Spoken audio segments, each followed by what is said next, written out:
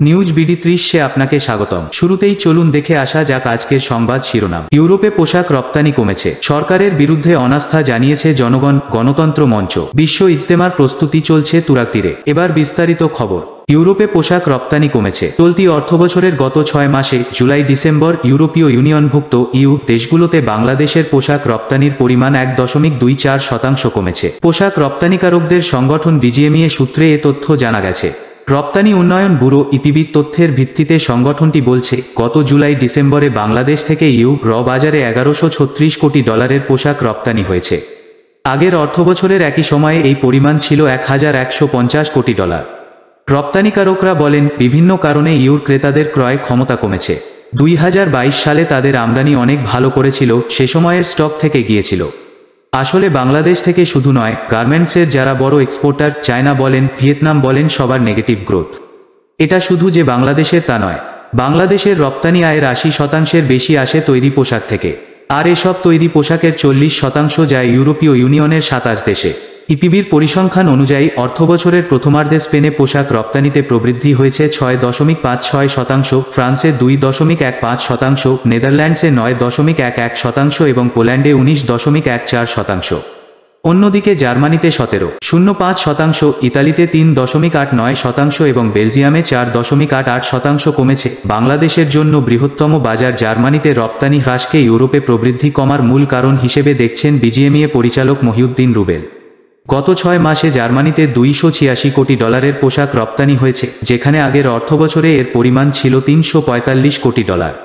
চলতি বছরের প্রথমার্ধে যুক্তরাষ্ট্রে পোশাক রপ্তানির পরিমাণ 5.69% কমে নেমেছে 403 কোটি ডলারে, যেখানে আগের বছরে একই সময়ে এই পরিমাণ ছিল প্রায় 428 কোটি ডলার।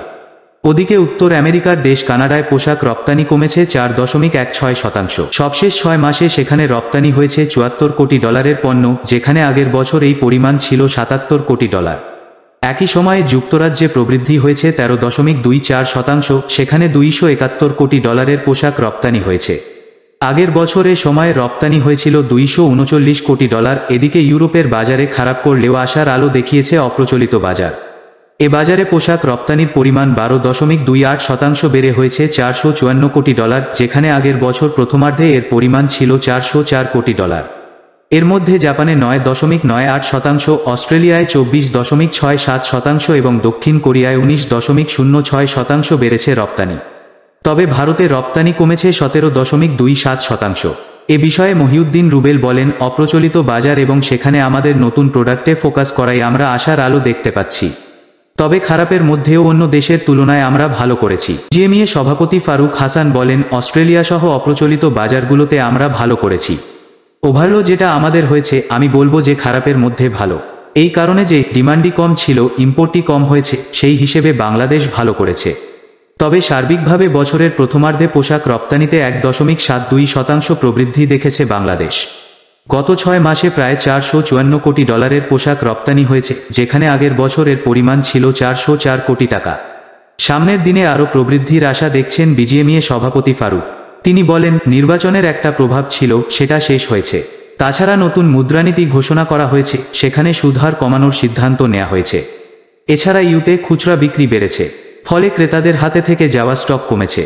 পোশাক শিল্পের স্বার্থে গ্যাস সংকট নিরসনের পাশাপাশি কাস্টমস ও বন্ড সেবা সহজীকরণের দাবি জানিয়েছেন তিনি। সরকারের বিরুদ্ধে অনাস্থা জানিয়েছে জনগণ। গণতন্ত্র মঞ্চ। জনগণ এই সরকারের বিরুদ্ধে অনাস্থা জানিয়েছে বলে মন্তব্য করেছেন গণতন্ত্র মঞ্চের নেতারা। শুক্রবার বিকালে পুরানা পল্টনের রোডে মেহেরবা প্লাজার সামনে গণতন্ত্র মঞ্চের উদ্যোগে 7ই জানুয়ারির প্রহসনের ডামি নির্বাচন বাতিল করে অন্তর্বর্তীকালীন নিরপেক্ষ সরকারের অধীনে পুনরায় নির্বাচনের দাবিতে চলমান আন্দোলনের ধারাবাহিকতায় এক সমাবেশ ও বিক্ষোভ মিছিলে নেতারা এ মন্তব্য করেন।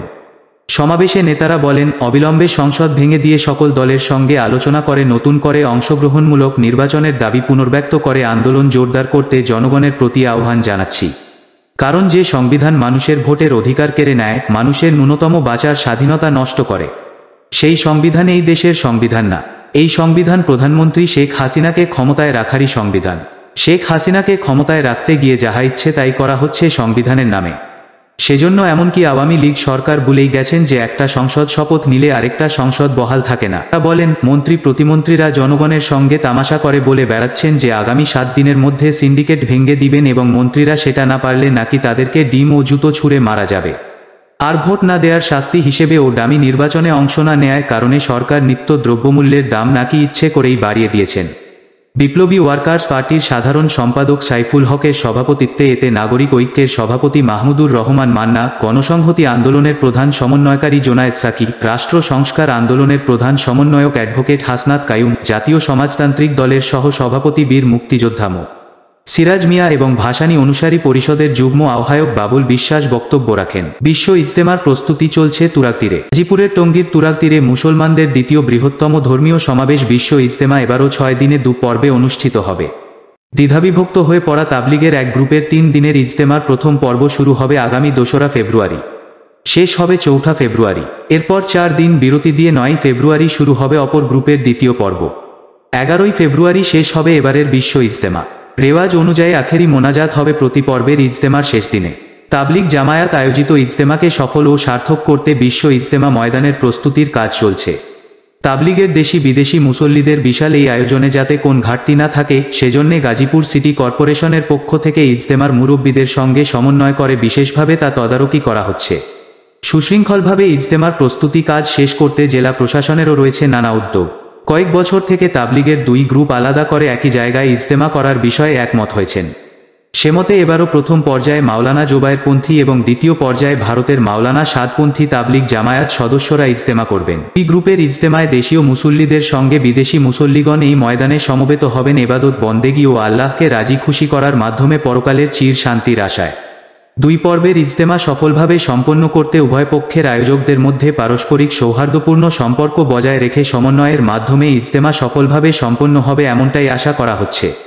বিশ্ব ইজতেমা সফল ও সার্থক করতে এরই মধ্যে চলছে নানা প্রস্তুতিমূলক কাজ। সারা বিশ্ব থেকে আসা ধর্মপ্রাণ মুসল্লিগণ ইজতেমায় এসে যাতে কোন ধরনের মুশকিলে না পড়েন সেজন্যে মাঠ ভরাট টিনশেডের বিদেশি নিবাস তৈরি, পর্যাপ্ত পানি ও বিদ্যুৎ সরবরাহ সহ আনুষঙ্গিক অনেক কাজ করা হচ্ছে।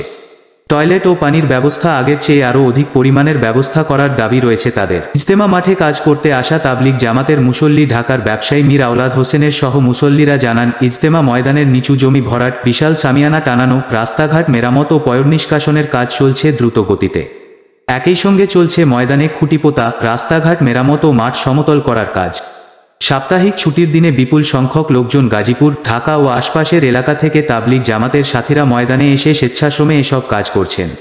গাজীপুর মেট্রোপলিটন পুলিশের উপকমিশনার মোহাম্মদ ইব্রাহিম খান জানান, দেশ বিদেশ থেকে ইজতেমায় আগত মুসল্লিদের নিরাপত্তা ও নাশকতা রোধে থাকবে কঠোর নিরাপত্তা ব্যবস্থা। এছাড়া বোমা উদ্ধার ও নিষ্ক্রিয়করণ ইউনিট, ডগ স্কোয়াড, নৌটহল, বিস্ফোরক দ্রব্য বিষয়ে প্রশিক্ষণপ্রাপ্ত দল দায়িত্ব পালন করবে। ইজতেমাস্থলের নিরাপত্তায় আকাশে র্যাবের হেলিকপ্টার টহল থাকবে। ইজতেমাস্থলের নিরাপত্তায় পোশাকে ও সাদা পোশাকে পুলিশ মোতায়েন করা হবে। গাজীপুর জেলা প্রশাসক আবুল তেম মোহাম্মদ শফিকুল ইসলাম জানান, এবারও ইজতেমায় আগত লাখ মুসল্লির জন্য অন্যান্য বারের মতো আলাদা করে তৈরি করা হচ্ছে চটের ও টিনশেডের আলাদা ছাউনি। 2 গ্রুপের আলাদা সময়ে ইজতেমা সম্পন্ন করতে যাতে কোন সমস্যায় না পড়তে হয় তা মাথায় রেখেই চলছে প্রস্তুতি কাজ। ইজতেমা শুরুর আগেই সকল ধরনের প্রস্তুতি কাজ সম্পন্ন হবে। এই ধরনের ব্রেকিং নিউজ পেতে আমাদের চ্যানেলটি সাবস্ক্রাইব করুন। আল্লাহ হাফেজ।